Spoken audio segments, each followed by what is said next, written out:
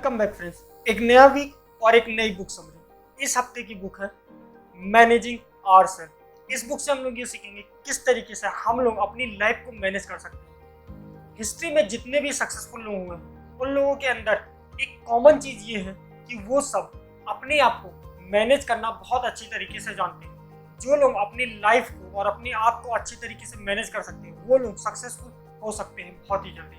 इसीलिए आथर इस बुक में आपको बताते हैं 5 ऐसे क्वेश्चन जिनका जवाब अगर आप ये ढूंढ लेते हैं कि इनका जवाब क्या है आपके लिए, तो आप अपने आप को मैनेज करने में आसानी होगी। तो चलिए देखते हैं इस बुक समरी में कि वो कौन से 5 क्वेश्चन हैं।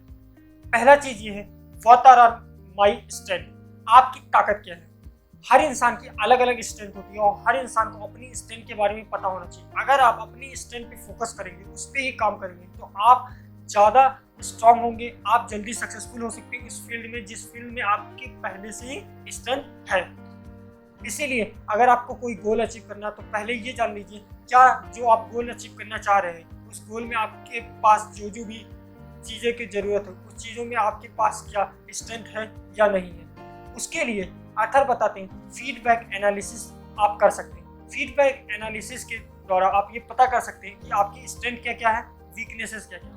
इस काम में आपको क्या करना चाहिए, जब भी आप कोई बहुत बड़ा डिसीजन लेने जा रहे हैं या एक्शन लेने जा रहे हैं तो पहले आप एक डायरी में ये लिख लीजिए कि आपके एक्सपेक्टेशन क्या क्या है, आप क्या क्या इसे अचीव कर लेंगे। और फिर 9 महीने से लेकर 12 महीने तक देखिए कि जो आपने एक्सपेक्टेशन लिखी हुई थी और रियलिटी में आपने जो अचीव किया उसमें क्या क्या अंतर है। इससे आप ये पता कर सकेंगे कि आपकी स्ट्रेंथ कौन कौन से फील्ड में है, कौन कौन से एरिया ऐसे हैं जहाँ पर आप वीक हैं। आप ये पता कर सकते हैं कि कौन से एरिया पे अगर आप ज़्यादा फोकस करेंगे तो आप उसमें अच्छा परफॉर्म कर सकते हैं। आप ये जान सकते हैं कि क्या कोई नया स्किल आपको सीखने की ज़रूरत है या कोई पुराना स्किल ऐसा है जिस पर आप थोड़ा और इम्प्रूव कीजिए तो आप बेहतर हो सकते हैं। फॉर एग्जाम्पल, अगर मान लीजिए आप कोई एक प्रोडक्ट बहुत अच्छा बना लेते हैं लेकिन आपके अंदर कम्युनिकेशन स्किल नहीं है अच्छी, तो आप यहाँ पर ये जान सकेंगे इन 9 से 12 महीनों के बीच में कि आप प्रोडक्ट तो बहुत अच्छा बना लेते हैं लेकिन आप उसे बेच नहीं पा रहे हैं। क्यों नहीं बेच पा रहे हैं? क्योंकि आपके पास कम्युनिकेशन स्किल नहीं है कि दूसरों से बात कर सके। तो यहाँ आपको ये पता चल जाएगा कि आपकी एक वीकनेस भी है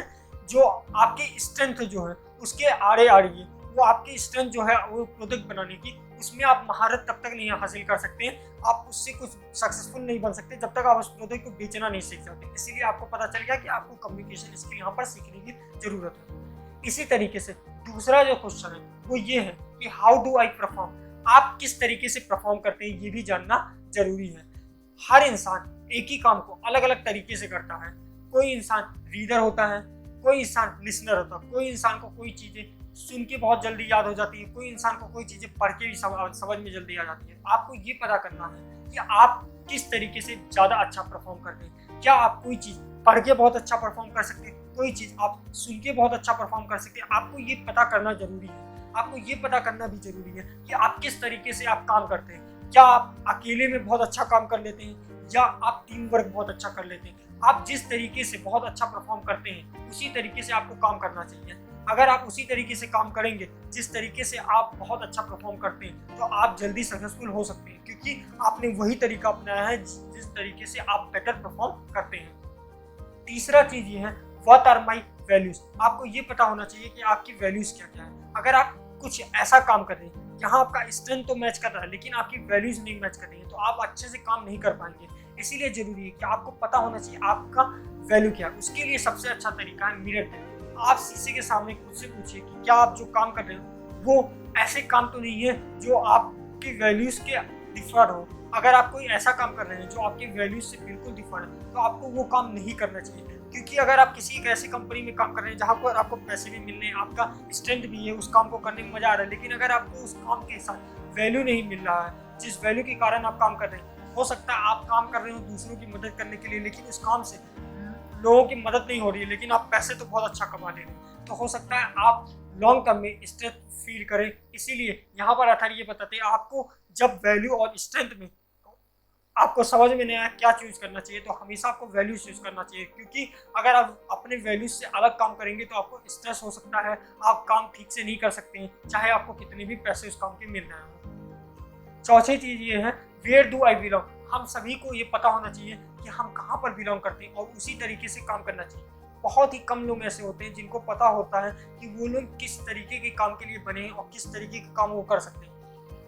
कुछ ऐसे पर्सन होते हैं जो कंपनी पीपल होते हैं, यानी कि वो काम बहुत अच्छा कर सकते हैं लेकिन खुद का अगर वो बिजनेस स्टार्ट करें तो वो अच्छे से नहीं कर पाएंगे। उसी तरीके के उल्टे लोग होते हैं, कुछ लोग ऐसे होते हैं जो खुद बिजनेस बहुत अच्छे तरीके से कर सकते हैं लेकिन एक कंपनी में अच्छे से काम नहीं कर सकते, उनका कंपनी में एम्प्लॉय माइंडसेट होता ही नहीं है। इस तरीके से आपको भी पता करना चाहिए कि आप किस तरह के इंसान हैं, किस तरह का आपका माइंडसेट है, उसी हिसाब से आपको काम करना चाहिए। अगर आपको ये पता चल जाए कि आप कुछ ऐसे इंसान हैं जो डिसीजन मेकिंग बहुत अच्छा कर लेता है लेकिन उस काम को एग्जीक्यूट नहीं कर सकता, तो आपको डिसीजन मेकिंग वाले फील्ड में जाना चाहिए क्योंकि उस चीज़ में आप बेटर है। वहीं पर इसका उल्टा कोई ऐसा इंसान है जिसका एजुकेशन बहुत अच्छा है लेकिन वो डिसीजन नहीं बना सकता, तो आप उसको उसी टाइप का काम करना चाहिए। आपका जिस तरीके की चीज़ों में आप बिलोंग करते हैं उसी तरीके के काम को आपको परफॉर्म करना चाहिए। लास्ट चीज़ जो इस चीज़ में बताया गया, व्हाट शुड आई कंट्रीब्यूट। पहले के लोग क्या होते थे और अधिकतर लोग ऐसे ही होते हैं कि उनको जो काम दे दिया जाता बस वही काम वो करते रहते हैं। लेकिन अगर आपको लाइफ में कुछ बड़ा करना है तो आपको पता होना चाहिए कि आप क्या कंट्रीब्यूट करना चाहते हैं। अगर आप ये सवाल अपने आप से पूछेंगे कि आप क्या कंट्रीब्यूट करना चाह रहे हैं तो आप जो जवाब मिलेगा वो काम अगर आप करेंगे तो आप बेटर फील करेंगे। एक एग्जांपल के तौर पे एक हॉस्पिटल था यूएस में जहाँ पर एक नया हॉस्पिटल एडमिनिस्ट्रेटर आया। यह हॉस्पिटल बहुत ही रेपुटेटेड था, बहुत ही इसका नाम। अगर ये चाहता आदमी तो इस काम को जिस तरीके से इससे पहले वाला इंसान था उसी तरीके से सेम इस काम को करता रहता क्योंकि इस हॉस्पिटल की पहले से रेपुटेशन अच्छी थी और उसी रेपुटेशन को वो आगे बढ़ाता। लेकिन उसने ये सोचा कि यहाँ पर वो क्या कुछ अलग कर सकता है, क्या कुछ कंट्रीब्यूट कर सकता है, और उसने ये सोचा कि वो यहाँ के इमरजेंसी रूम को बेहतर बनाएगा और अच्छा बनाएगा। और उसने 1 साल में इस इमरजेंसी रूम को इतना अच्छा बना दिया कि ये दूसरे हॉस्पिटल्स के लिए एक मॉडल बन गया। और यहाँ पर उसने अपने आप से सवाल पूछा कि वो क्या कंट्रीब्यूट कर सकता है और उस पर काम किया, जिसके कारण उसको भी फील अच्छा हुआ कि उसने कुछ अलग और अच्छा काम किया। लेकिन यहाँ पर आपको ध्यान में रखने वाली बात ये है कि आपको जब भी आप ऐसी कुछ प्लानिंग कीजिए तो बहुत फ्यूचर की प्लानिंग मत कीजिए, बल्कि सवाल ये पूछिए कि नेक्स्ट 18 मंथ में आप क्या बेहतर कर सकते हैं, क्या अपनी फील्ड में ऐसा कंट्रीब्यूट कर सकते हैं जिससे आपका भी नाम हो और लोगों को एक मीनिंगफुल चीज़ मिले। और इसमें 2 कंडीशन होना जरूरी है। पहला ये कंडीशन कि आप कोई ऐसा चीज़ मत सोच लीजिए जो स्ट्रेचेबल ना हो, यानी कि वो उसको मेजर ना कर जाए। आपने कुछ ऐसा काम सोच लिया जो इम्पॉसिबल है, किया ही नहीं जा सकता, इतने कम समय में नहीं हो सकता या परफॉर्म नहीं किया जा सकता, ऐसा कोई इम्पॉसिबल सा चीज़ मत सोच लीजिए। दूसरा चीज़ ये है कि ऐसा काम सोचिए जो मीनिंगफुल है, जिससे लोगों की वैल्यू ऐड हो। ऐसा कोई काम मत सोच लीजिए जिससे सिर्फ आपको फ़ायदा हो, दूसरों को कोई फ़ायदा ना हो। अगर अभी तक आपको ये वीडियो अच्छा लगा तो आप इसे दूसरों के साथ शेयर कर सकते हैं, मुझे इंस्टाग्राम पे फॉलो कर सकते हैं। आप इस बुक की एक कंक्लूजन समरी देख लेते हैं। पहली चीज़, आपकी स्ट्रेंथ क्या है उस पर आप काम कीजिए। दूसरी चीज़, आप कैसे परफॉर्म करते हैं उसी तरीके से काम कीजिए। तीसरी चीज़, आप अपनी वैल्यूज़ को जानिए और ऐसे काम को चुनिए जो आपके वैल्यूज़ के साथ मैच करना। चौथी चीज़, आप ऐसे काम को कीजिए जिस काम के लिए आप बने हो, जिस तरह के माहौल में आप काम कर सकते हैं उसी तरीके से काम कीजिए। पांचवी चीज़, आप ये ढूंढिए कि आप क्या कंट्रीब्यूट कर सकते हैं और वही काम कीजिए। अगर अभी तक आपको ये बुक समरी अच्छी लगी तो आप इसे लाइक कर सकते हैं, शेयर कर सकते हैं, दूसरों के साथ सब्सक्राइब कर सकते हैं। मिलेंगे नेक्स्ट वीक, तब तक के लिए गुड बाय।